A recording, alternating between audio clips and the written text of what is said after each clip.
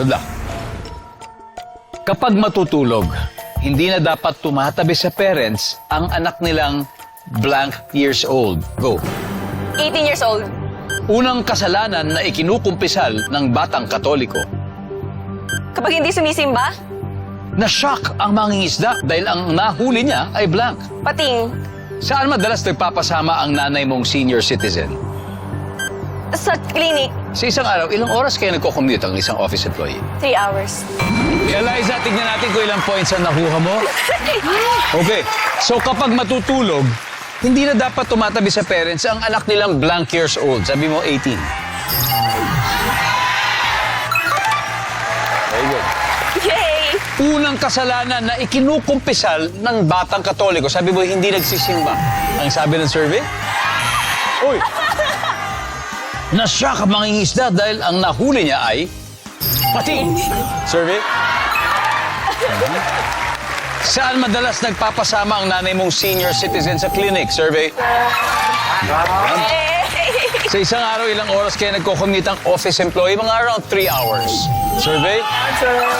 Very good. Thank you po. Very good start, Eliza. Let's welcome back Kuya Eric. Let's go! Yo, bro. All right, si Eliza got 95 points. Very good start. Oh. So, 105 to go. So, at this point, makikita na ng mga audience ang sagot ni Eliza. Give me 25 seconds on the clock. Ito na po. Good luck. Ito, kapag matutulog, hindi na dapat tumatabi sa parents ang anak nilang blank years old. 17. Unang kasalanan na ikinukumpisal ng batang Katoliko. Magsisinungaling.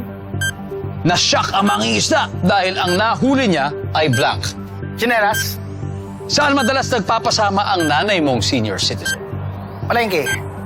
Sa isang araw, ilang oras kaya nagko-commute ang office employee? 2 oras. Let's go, Kuya Eric! 105, ha? Kapag matutulog, hindi dapat tumatabi sa parents ang anak nilang 17 years old. Ang sabi na survey ay. Yan. Ang top answer ay 18. Okay, nata-answer ni Eliza. 18! Unang kasalanan na ikinukumpisal ng batang Katoliko, sabi mo ay pagsisinungaling. Ang sabi ng survey. Nangupit ng pera yung top answer. Ang babas. Na-shock ang mangingisda dahil ang nahuli niya ay chinelas. Ang sabi ng survey. Ang top answer, sirena. Sirena. Si Jezebel ang nahuli niya.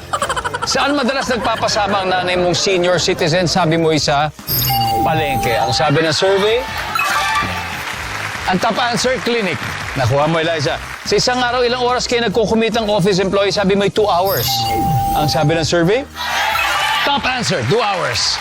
Pero kinapos. Pero okay lang yan. Panalo pa rin kayo. Congratulations, Team Eliza. Thank you. Ng 100,000 pesos.